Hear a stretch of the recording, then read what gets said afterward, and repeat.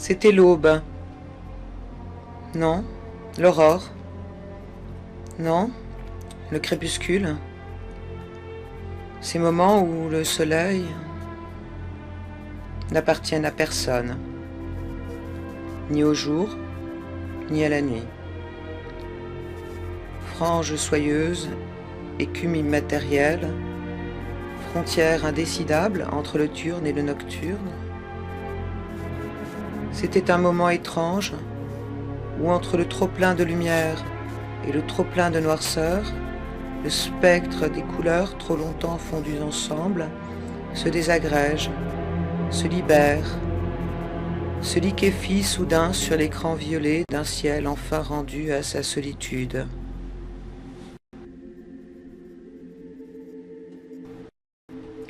L'instant magique où les deux astres qui bornent le ciel et gardent de toute éternité la nuit et le jour sont pour un court moment décentrés et absents de leurs orbites, vides,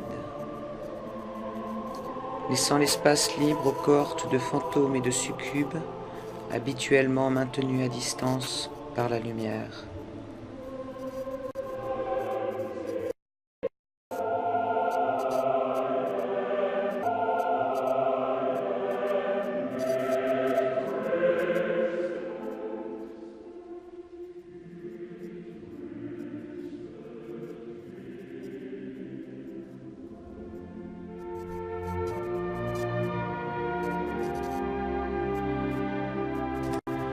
L'azur s'était embrasé, traversé par des langues de feu et par des nuages d'incendie, annonciateurs de l'apocalypse à venir. Le monde glissait à sa perte, lentement, inexorablement, sans même s'en rendre compte, brûlant ses réserves d'oxygène dans les fumées des pots d'échappement et de ses usines à malbouffe, exportant ses guerres dans un tiers-monde affamé, futur réservoir d'une révolte à venir. Il fallait le bruit et la course folle à la vitesse pour étouffer la complainte d'un monde désenchanté, pour habiller de strass et d'oripeaux flamboyants le cadavre en décomposition d'un Occident moribond.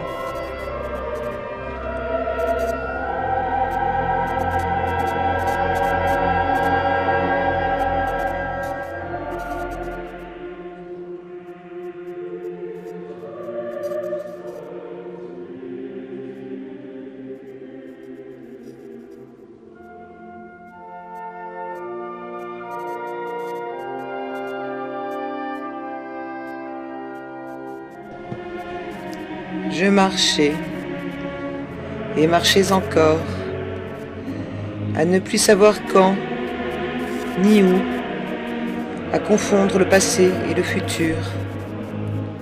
Tout cela sous l'œil maudit des lampadaires. Ces nouveaux golems, dispensateurs d'une lumière artificielle. Ces gardiens modernes d'une vie sans nuit et sans ombre. Une vie qui se doit d'être transparente et toujours visible, radieuse. Oh, la tyrannie de ces nouveaux dieux de lumière, de ces gardiens trop parfaits des ténèbres. J'avais remarqué sa silhouette en ville. C'était le plein midi, lorsque le soleil tape dru et fort. Elle était accompagnée par un homme. Chacun marchait de son côté. Et puis, le téléphone avait sonné. Il avait décroché, s'était arrêté pour mieux écouter. La femme, elle, ne s'était pas arrêtée. Elle avait continué et, insensiblement, s'était éloignée, jusqu'à sortir de son champ de vision, jusqu'à sortir de sa vie. C'était si beau, une rupture qui s'en venait comme ça, de manière naturelle, comme un cordage qui se distend lentement, jusqu'à ce que chaque filin qu'il constitue se défasse et reprenne son indépendance. C'était si simple de finir une histoire de cette façon. Il suffit de se mettre en marche et de continuer son chemin, sans se retourner, sans s'arrêter. Plus tard, je l'ai revue. Elle n'était plus seule. Ou plutôt si elle était seule. Mais elle avait installé étrangement à côté d'elle un transat qui demeurait vide. plus j'observais ce Trazad, plus je me sentais mal à l'aise. Il m'avait même semblé le voir bouger à un moment, comme s'il était occupé par une présence invisible. Et lorsque j'avais vu la femme se lever pour aller se baigner, j'eus l'étrange impression de voir une ombre se lever également et partir dans la direction opposée. Comme si elle en profitait pour se désolidariser de cet être humain et pour partir, elle aussi, vivre sa vie.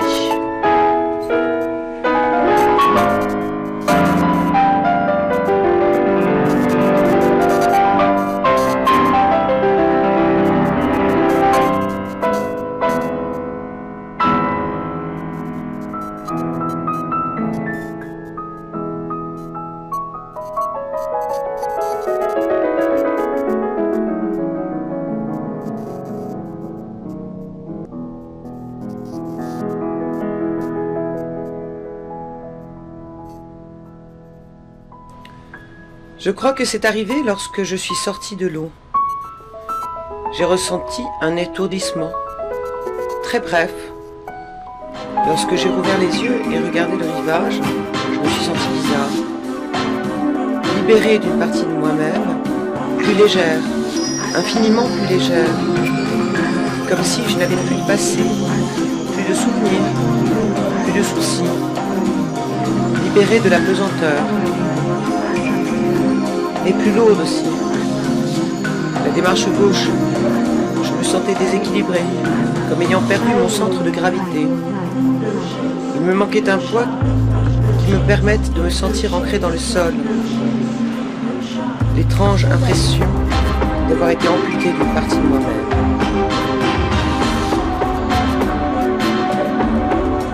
De retour à mon appartement, je pris un stylo pour écrire ce qui m'arrivait.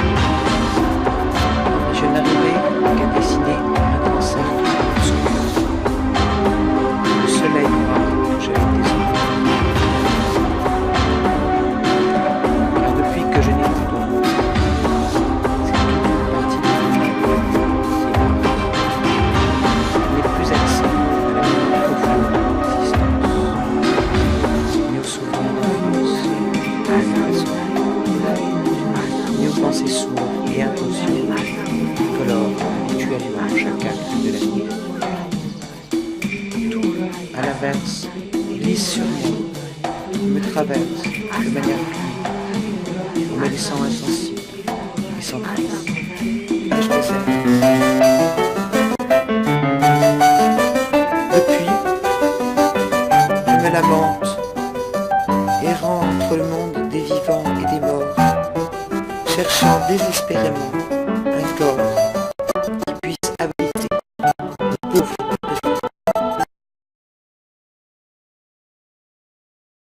de manière fluide, en me laissant insensible et sans trace, condamné à une existence superficielle, à des émotions et des pensées de surface, qui ne laissent jamais de traces, qui ne nourrissent jamais mon être profond.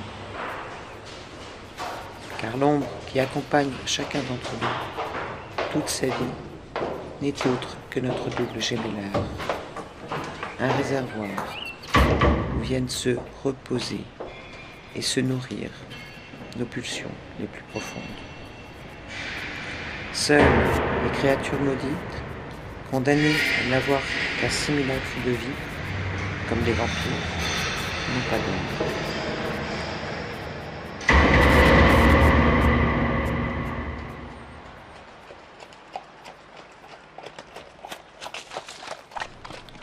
J'ai peur. Peur de sortir sans ombre. Peur des ombres qui rôdent la nuit et qui guettent les passants, de leurs pas menaçants. La nuit, l'ombre. J'ai retrouvé sa trace une fois la nuit tombée. Plutôt, je croyais l'avoir retrouvée. Mais ce n'était pas elle. Pas elle, non. Son corps. Pas son corps, non. Son ombre. Son ombre s'était détachée d'elle, avait probablement profité de son endormissement pour se glisser sous la porte et s'enfuir au dehors. J'ai décidé de la suivre. Des pas hésitants, au rythme saccadé, des jeux de lumière et de noirceur qui éclataient, se fragmentaient, se recomposaient un bref instant en silhouette humaine. Avec le semblant d'existence qu'elle se donnait alors, j'ai suivi son fantôme diaphane sur les planches. Puis au casino. Puis sur les berges de la rivière. Et encore au pub, où elle semblait chercher l'ivresse et l'oubli de soi. Tout entière à la joie de ne plus avoir de corps. C'est ce que je croyais.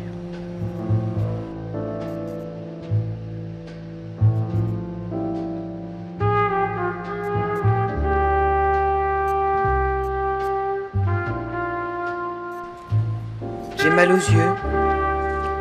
La lumière me fait mal. Que ne puis-je me rouler dans les plis de la nuit et en faire mon linceul? J'ai perdu toute une partie de moi-même. Je ne peux faire mon deuil. Je ne peux être que pure apparence, sans profondeur, ombre sans lumière, reflet sans fond. Je dois sortir, je dois partir pour retrouver mon ombre perdue.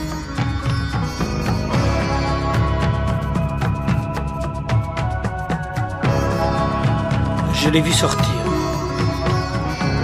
mais je ne l'ai pas entendue marcher. Elle se déplaçait comme en suspension au-dessus du sol. Elle glissait à la surface des choses, à la surface du sable et de l'eau. Je l'ai suivie. Elle avançait, la somnambule, vers la plage déserte, là-bas, derrière la ville et les planches, là où la mer ronge, à chaque marée, des falaises de terre neuve, gorgées d'eau, qui se défont doucement, tombant par pans entiers sur la côte.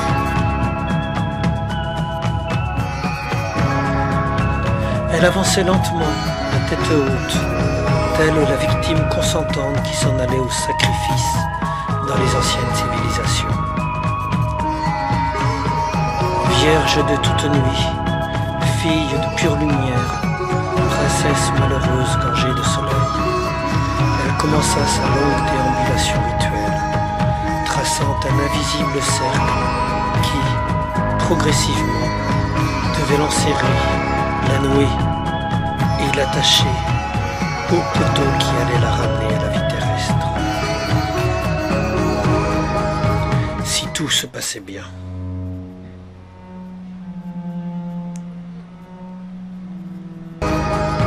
Si tout se passait bien.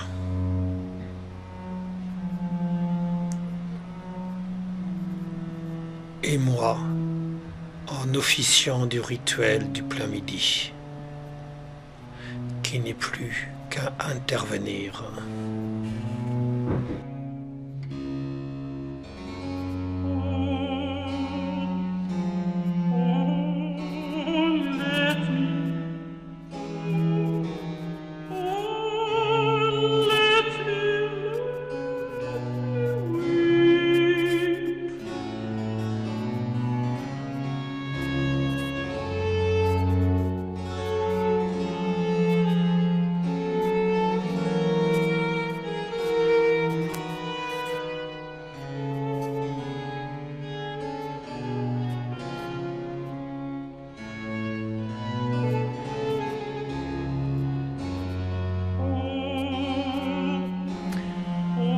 Ne sens plus rien,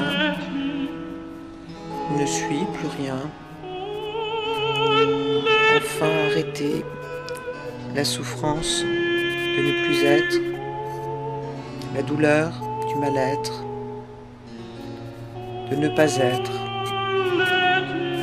un étrange éclat qui flotte entre être et néant, ou ne suis plus, ou ne sens pas.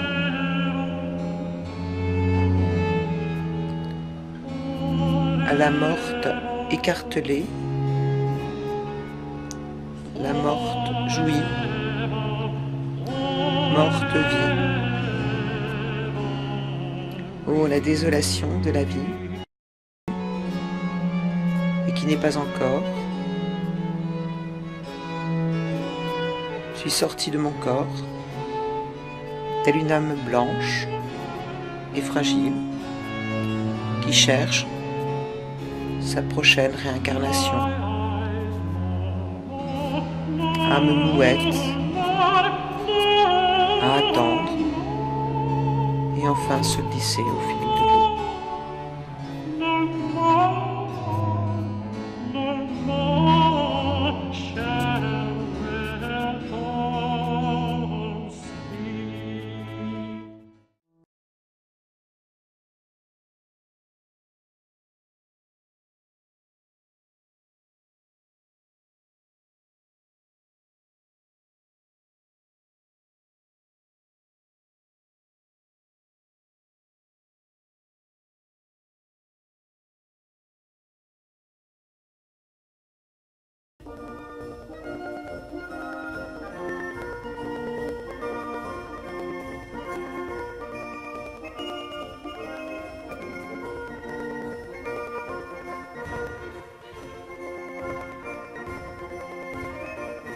Oh, mon corps d'ombre retrouvé, mécanique, céleste, incarné, et moi, enfin, pacifié.